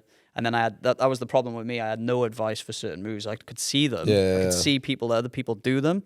And then I would just like kind of watch me and be like, oh, that's not like that. Oh, look, his knee goes up there. That means that's what's giving him height. Okay. And then I worked out from comparison. No one said, oh, put your knee up and go high. It's like, right, now I know where I'm going wrong. And that's what I found really fulfilling with doing stuff is like, I can give people shortcuts. It's just like, I could just leave them be and they would just fall on their ass for 20 minutes. Or I can just go up to them and go, put your knee up by you. And then all of a sudden that 20 minutes, gone. They don't even have to do it. Something so simple can help, or stages of breakdowns and things like that. Everyone always thinks you have to do the full move all in one go. And it's like, oh, try these little stages. And then it gets you ready for everything. I call them the baby steps. Yeah, baby steps, yeah. And then you have like 3-4 baby steps, and then you start combining steps together and different things. Or you take a kick away, you just do the motion, or you just do the spin, or you just do the jump, whatever. And you break it down and then start combining the components of it. Yeah. You know, that's how you end up doing really tricky moves. You know, you end up doing fei longs, like 2 kicks in a jump spinning kick. Or you're doing 3 kicks and a jump spinning kick. You don't just go, oh, I got an idea. Let's just do these 3 kicks and a jump spinning kick. You'll do the jump spinning kick, the same motion, but with 1 kick in. Then you go, I'll do 2. And then you do 3 in a chamber even before that. You know, there's always steps to progress. And I think if you got a mindset like that, or even someone potentially, like you said, like a coach to help you and trust in, you're obviously going to get what you want. Like you've just got to keep plugging away and doing it, you know? Hallelujah, brother. Okay, we're going to finish this in the second half, and we'll be back in a second. Yes, sir. Boosh. Okay, so here we are, back with a third and a final section. And this section is dedicated to movies. We talk about movies, what inspired you. I want to also talk about books, but you're not a big reader. As far as I figured out, you just kick stuff. Not enough time to read. Let's talk about you mentioned 3 movies inspired. One of them was Godfather. Yep. And a big miss in between the fights. Why that movie is the one you chose? Because just for audience to remember or to understand what we're talking about, it's like I usually ask my guests like 3 favorite movies, 3 favorite books, and 3 favorite people. So we start with movies. Yeah, I think with Godfather, it's just like in terms of acting, it's a masterclass. You can see each individual star kind of doing, or character doing their thing, and knowing what their whole outset of is for the movie. So it's mad when you rewatch the movie several times. If you look at a different character, you can be like, oh, I understand why they were doing this and that. The way they're manipulating someone in different scenes. It's like they've read the whole script and they know their final goal. So, you know, which obviously really connects them with their character, right? Because, you know, some movies, they keep things from them and then they kind of don't know, and then they kind of take a route to the right, and then all of a sudden you're like, hang on a minute, it weren't played like that with the characters. It seems like, I find when I watch that movie, it seems like everyone knew the destiny of what that character is going to do. Like what their main goal is, their outset. And I just think you can watch the movie so many different times and see something different. And just the art of manipulation in a good way, manipulation obviously in a bad way. It's always a negative connotation with manipulation. Everyone always assumes it's a bad thing, but we manipulate people all the time in very good ways. As a teacher, I manipulate people all the time, you know, to get the best out of them. Oh yeah, you're doing good. Maybe change this though. You know what I mean? Yeah, we'll take that out of the context. But yeah. As a teacher, I manipulate people all the time. No. But yeah, it's very taken out of context. No. It was actually interesting that we talk about this. We just, sorry. Go on, go on. What you go say? Because about manipulation was about how this whole movement right now that men and women are the same, like we're like equal rights, equal like equal, like it's all about equality. That's great, but like for beginning of the days, like men are stronger, women are not as strong physically, but that allowed them to learn how they can use what they have. And the manipulation became like a huge part. I was talking about this yesterday to my friend, and I said to her, and she's like, "Oh, what do you mean? Like women don't manipulate?" And it was like, yes, really. And I said to her, as example, it's more mental warfare. My niece, like since I remember her, she was like little girl, like she could manipulate people around herself so well. And then I said to my sister, "That is you." Yeah, because my sister, she manipulated the shit out of me when I was a kid. Like she always knew how to do and whatever. So I ended up basically just doing all the work around the house. She just figure out what to do. And I said like that's you, and she's like, yeah, and I'm paying for it now. But yeah, and what I'm trying to say is like women, like we adopt that environment, and the manipulation is a really good trait. It's obviously anything can be used for bad, just like of course, just like men's force and just like martial arts, you can use it for good, you can use it for bad. Exactly. My favorite one is fire can be used to cook food, and fire can be used to cook you. Yeah. Or to burn you, So there you go. I love that. Yeah. So about Godfather and manipulating and all that.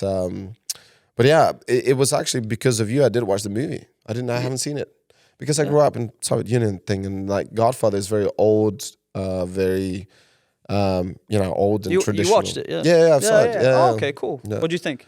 No, it's beautiful. It's beautiful, and I totally agree. Or I think to understand that movie, you need to watch it more than one time. And that's why it makes a masterpiece. Like if you have to go back and watch a movie again, it's obviously a good movie. You know, very rarely do you want to watch a movie again if it's a bad movie. Can you do Godfather's impression? You come to my house. You thought Marlon Brando, what's going on? Well, that one was so many times used in so many different other films. Mate, you come to my house. Masterclass though, actors in that as well. It's amazing. It's ridiculous. And then Godfather Part 2 is better than the first one. So, let's not talk about Godfather Part 3, but but it was very good. But one and two, and two is I think two is better, but that's me. You might as well if you watch number 2. But they're class. Just also the direction and path he takes in his life as well. Because at the beginning he doesn't want anything to do with his dad's business, wants to stay away, and then suddenly he's just consumed by it, and he takes it to an efficient level that's beyond, and he hasn't got the same compassion as Marlon Brando, the original Godfather in there, and you can see he takes it to such a high level that then it ruins like family stuff. He goes beyond so he becomes so efficient at it that it becomes a bad thing. I thought that was very clever, and because you would think if you're efficient, right, then it becomes better. But he was so efficient at his job, he realized if he has to be that efficient, he has to take it into every aspect. So then he ends up killing members of his family, not spoilers or anything like that. But he does things that the other Godfather wouldn't have done. Yeah. So it's interesting. It's very, very good. How to maintain to be still, kind of. Well, sometimes you have to walk away from things to win, right? Yeah. So I think just like you're walking away from your microphone, and I barely. Can see you. Sometimes you need to. Walk I just don't like this thing. It's like weird having things in my face. I think it's ice cream, big black ice cream. Okay, what other movie? Next movie. Yeah, I'm gonna try and go a little bit kind of off topic because everyone's expecting me to pick martial arts movies, right? So I'm kind of just gonna pick different movies in different areas because you're gonna know kind of the martial arts movies I like, and I'll save that one as the last one maybe. Bridget Jones' Diary. Not quite, but no, it's just Bridget Jones. I'll go with It's a Wonderful Life. Okay, it's another old movie. James Stewart it's a great movie because it's just basically about realizing what you have and not what you think you should have or you need and different stuff and what's around you and being grateful for what you have. I just think it's a great Christmas movie. It's on every year. You'll find it on telly somewhere. And I just like that. It's always like sometimes you think your life's so hard, but someone else got it harder, but also appreciate what you've got good in your life as well. And I think, it's my alarm for something now. I don't know what that is. The podcast should be over by this time. No, something else. I just be grateful for kind of what you do have, and sometimes you get so caught up in other things that you don't realize what you don't have instead of what you have. Yeah, exactly. Yeah, and I just think it's a great movie. It's nice to watch with the family. Bit of a soppy one, I guess, but it's just a nice one. I do like that movie. And it stood the test of time. It's an old movie now. So do you think you had those moments in your life when you were like, not really? This is not. I wanted to be bigger. I want to be better. I want to be this, and by this time, whatever. And then you just sit back and dude. I think we all go through different stage in our life. I think like when you're in your lower 20s, if we're going to be honest, I think you're a bit more cocky and arrogant, and you think you know everything. I think I think most people go through that. It's just growing up, right? And it's just all about the kind of different stages that you do go through. But then you learn from those.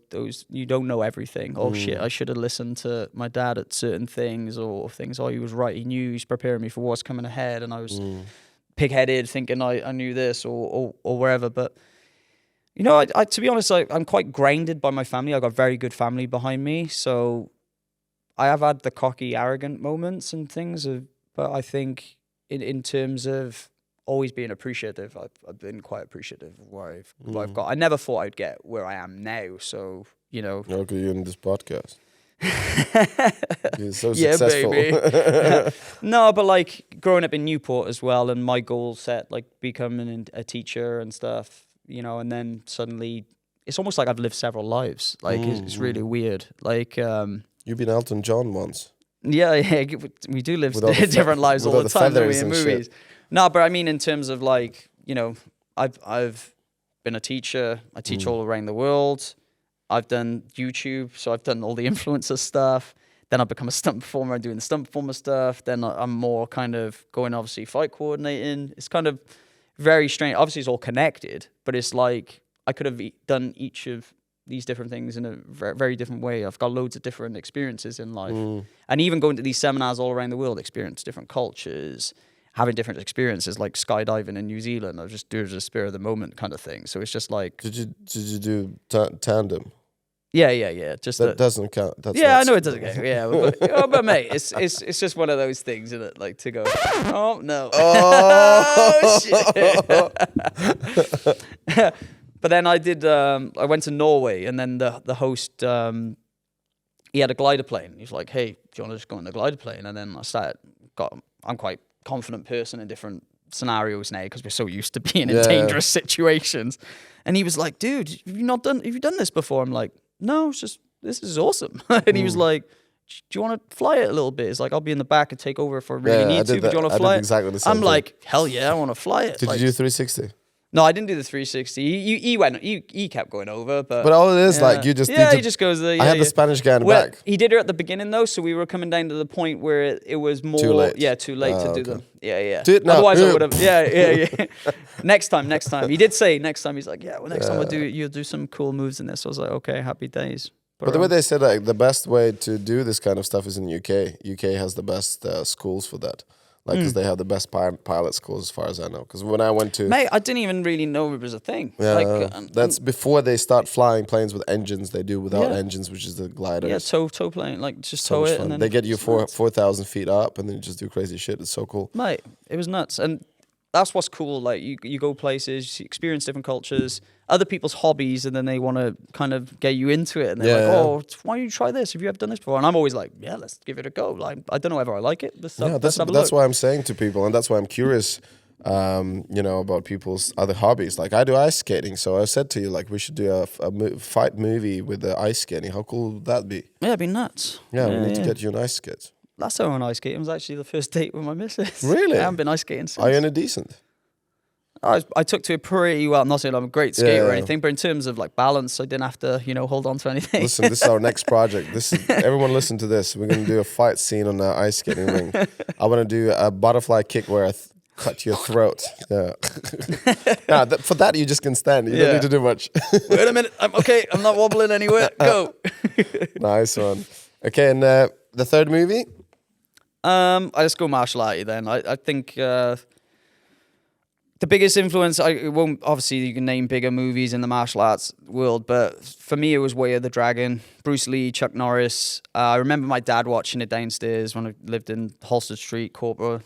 I remember living there and my dad just watching it, and I was only really young, but I just caught a glimpse of it and I was just like, wow. Like, I never thought I'd be a martial artist or anything like that, but I just remember being completely fixated on the telly at that point and just wanting to watch it. Yeah. And I probably shouldn't be watching it because it was it's an older rated movie. But I think as long as it's explained to you and different stuff, I watched it and it was fine. I didn't go on murdering spree or anything.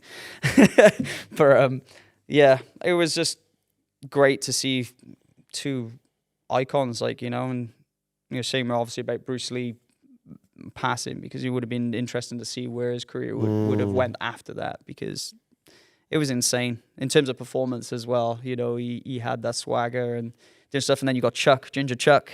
Yay. So that was Represent. awesome. Hopefully gonna see him soon as well. Did you check out his autobiography, Bruce Lee's? Oh mate, I've seen loads of stuff of Bruce Lee. Which one? I was because I had another guest who's his one of his favorite books was his Bruce Lee's biography, and I think it's just called Bruce Lee's biography. Yeah. And I had no idea that he was a proper like a rebel. Like he was going against the system. He was going like this outcast and build. Yeah. You know, before he even got into martial arts, I think don't take my, but I think before he even got into martial arts, he was just like, no, I'm not going to be part of these sheep who do this and this. I'm going to be my thing.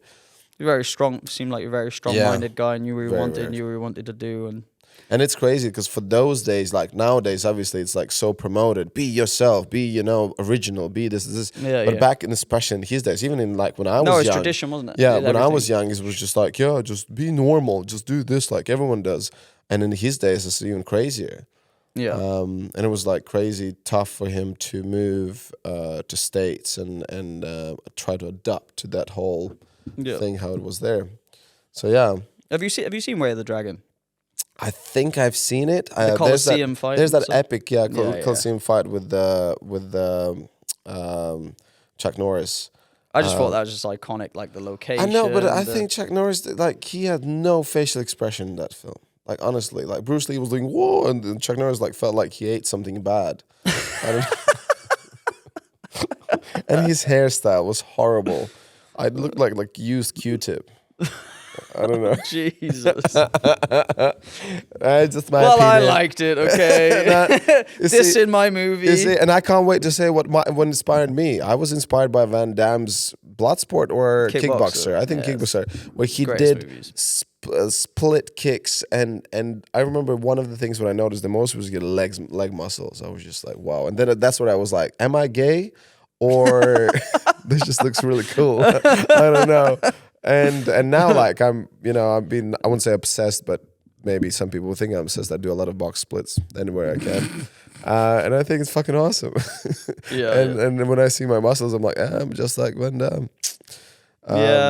Cool. Mine was a little like, it was weird because obviously I saw that movie like with Bruce Lee and kind of saw all that side of things. But then when I really got into martial arts, I kind of missed, like, even though I watched Van Damme movies, all that stuff, it wasn't really an icon then because I'm not watching it for the purpose that I'm a martial artist. I'm watching it just because it's entertainment, right? So it's a very different way of watching a movie. And then when I started doing martial arts, doing all the more advanced kicks, like for me, like more of my idols was Scott Adkins, Tony Jaa, that kind of. So even though I like kind of appreciated and done Van Damme moves and emulated some of the moves, it was more like the next level. Yeah. Like of the extra spins, the extra higher kicks and flips and different stuff. So Boyka, obviously, from Undisputed 2. Yeah, well, Tony Jaa and Ong Bak and Warrior King. And yeah, Tony Jaa has some sick acrobatic moves. Mate, like, that's just insane. Ridiculous. Like, did he do this thing where he jumps off the elephant or something and just smash someone's brains out? He did some crazy shit. It's a good sell. Watch it. Yeah, mate, he's phenomenal. Okay, while we're talking about movies, before we move on, talking about people and stuff, what do you think is the latest, one of the best in the last 5, maybe 10 years, in your opinion, martial arty, where you think like, yes, that's what's up? But before you think about that, but before that, did you see the last John Wick 4? Yep. What do you think? Yeah, the storyline for me wasn't as captivating. Yeah. Was there a storyline? Exactly. No, there was. Yeah, I just thought it was kind of. I did enjoy a lot of the action scenes, but a lot of it was oversaturated. I thought there was too much going on or repetitive movements, which I know is hard being choreographer and choreographing stuff. The amount of fights, obviously, that put together, I understand things starting to look the same. But you do have to have a lot of stair falls. It must. Yeah. You have to get at least 150 Mate, there's some great stuff in there. There's some really great ideas. I just think they could have condensed it a little bit more, I think. And then just, it would have, all those moments would have shone a little bit brighter. Okay, let's focus not on negative. So no, there's a lot of positives. Just a joke. A lot of positives. Just a joke. What did you think, which ones did you really like? Which did you think were creative, was different? Well, in terms of stunt? Like the fighting stuff, yeah. I really enjoed the Arc de Triomphe part with the cars hitting the cars, people. That was but then, the shock value kind of goes away. Like once the first two get hit by a car, then I'm like, oh, why another one? Like it could have just been a couple. Same with the donuts going around. It just felt like there was too many. Yeah. You know, I just think it could have just been a little bit more, in my opinion. You know, other people are happy. What about dog going for the tender area for the man? You like that bit, didn't you? Did twice. No, I came up with the idea that if that would be Michael Jackson, they would never get him. Not because he didn't have testicles. No, because he would do that kick. He would do that kick. Oh God, it's terrible. I can just imagine that dog is just flying towards you, and you like kick it and just grab the balls and run away. Not this time. That's just my theory. The top shot was interesting as well. Yeah, that was. I cool. think that was my favorite. Yeah. We're talking about top shot where you can see from room to room how they're going, and then they shoot that sparkly stuff out. But I really like that they had a comedy bit to it because this person got set on fire and just kind of disappears, and all of a sudden appears in another room. I really like that. Spoiler alert. Donnie in it was awesome. Like Donnie's awesome in everything. With a gun and a sword, and he's blind. What? Yeah, mate. He's cool. He stole the show for me. Yeah, like I just thought he was out of awesome. everyone. Yeah. His performance is always great. Anyway, and at his age now, the way he's still performing is ridiculous. It is insane. Yeah, he's awesome, man. Pretty sure he had stunt double. Yeah, for parts. But in terms of he did the whole he's fight, brilliant at moving. Yeah. Mate, his movement's phenomenal. And Scott Adkins, I think he did amazing work. You know, like his acting was fucking brilliant. I loved it. The only thing what I struggled with, I was waiting for it. It's coming. Very fat people usually don't do perfect spin kicks, which is like this high. Just saying. I don't know. I've seen quite big people be able to move more than you could so possibly careful think. about saying fat. Okay, very big people. We be big in different ways, can't yeah, you? So. Yeah, true. But and it's, I don't know. It just felt weird for me. Yeah, I don't think there's anything complicated in the choreo for him. You know, I think it was too easy. No. It's in. You know, I don't think that he went. Oh, we got to do some really extravagant move, and he's big. So I think they kept the moves down based to the character. Like the highest level was spin kicks. So like not even like extra rotations, just a basic spin kicks. Yeah. So I don't think they went too high like you're saying. If he started doing jump 360 spins or anything like that, then it would have looked ridiculous. But they didn't. They kept it, I think, right for the character. Yeah. I don't think they went beyond. I like that he got shot in the ass. I like that one. You shoot me in the ass. And he's just always in the Russian career, like a Russian character. Yeah. No, it was good. John Wick felt like he was invincible. The falling off out of the thing is a bit crazy. There was just moments in there like that take you out of the movie because they were unrealistic. That's the only thing I didn't like. Yeah. Sometimes. Like the stair fall. I know it's cool doing a long stair fall, but it was like stair fall, stuntman roll. He on the gets platform, up and then he stair falls again, and he gets up and stair.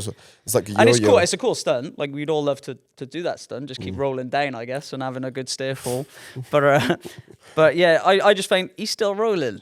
He's still rolling. I went for a cup of coffee. Rolling all the I way got my down. coffee back, and he's still rolling. And yeah, there's parts in there.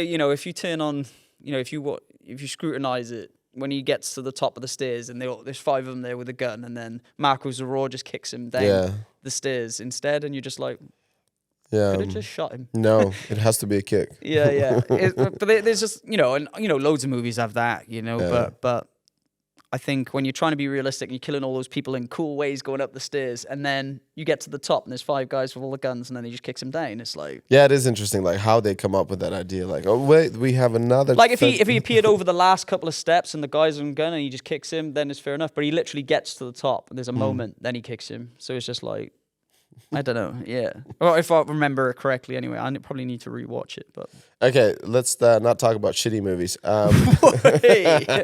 What about like you think in the last 5 years? What do you think is one of the coolest stuff? What do you think is like worth mention? Not John. Oh mate, I just not recently, I think a month ago or whatever, watched Everything Everywhere at Once. Oh, that film! It took one of the stunt guys. I remember I was chilling with him like a couple of months ago. Actually, John Calloway was also on my podcast, and I asked him like about latest movies. He said about this, and I kind of forgot about it. Yeah. And then I saw it on Netflix or whatever. I saw it, and I was like, "Let's watch it." And I was like, "What the fuck was that?" In a sense of like, it was like on Amazon. I'm saying Netflix or something. One of those streaming ones. And I was like, wow. And it is just so cool. And like those crazy the rocks performers and the guy. Now, for me, it was the one where he landed on that penis. Oh, in terms of fighting, yeah. It was insane. Like there's a lot of, it's the rock scene. Like the rock scene. Do you see the two rocks? They're talking to each other.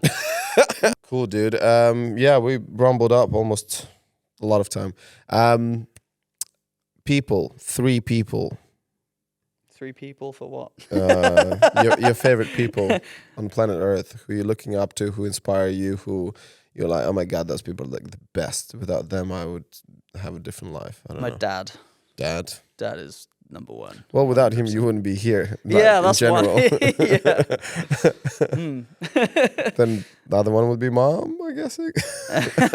Damn it. Sorry, mom, you don't make the cut. You gave the very painful birth, but sorry. I like that. That's beautiful. I'll cut this out and send that to your mom on a Mother's Day. She'll love it. Yeah, we got more like it's kind of like, we argue like a brother kind of sister, me and my mum anyway. Yeah, it's funny. Yeah. Whereas, I think my dad's been more like of a mentor. Okay. Going through I wouldn't be the man I am today without my dad. And just when, things get tough, I can always speak to him.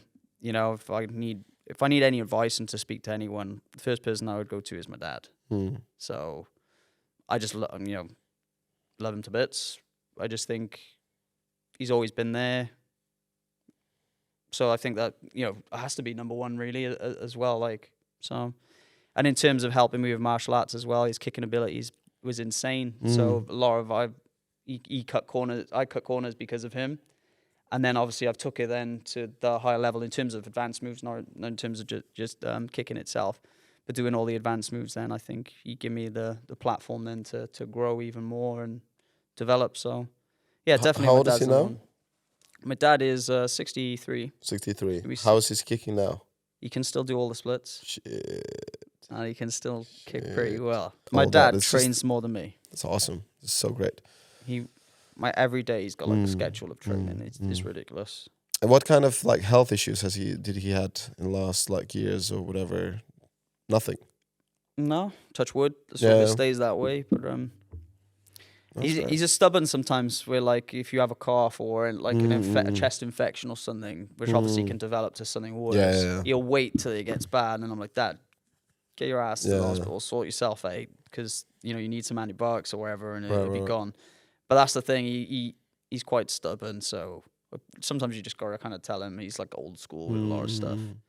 But yeah, in terms of other stuff, he's hopefully seems perfectly healthy. So hopefully it stays that way for a very long time. And the stubbornness, it's interesting. You see it when you're stubborn, when you have that quality, you will come to the training any time, even if you're in pain, even if you're that. Yeah. So it's a funny one because it can be really bad, because we hear about people go still train, someone who has like certain like symptoms or whatever, like, no, I need to still go and train. I think that's where you have good people around you though as well. Right. So if you've got really good but you don't friends, really know how that person actually, what is going on there. So that's what I'm saying. Like, so yeah, it could true, be good, it could be...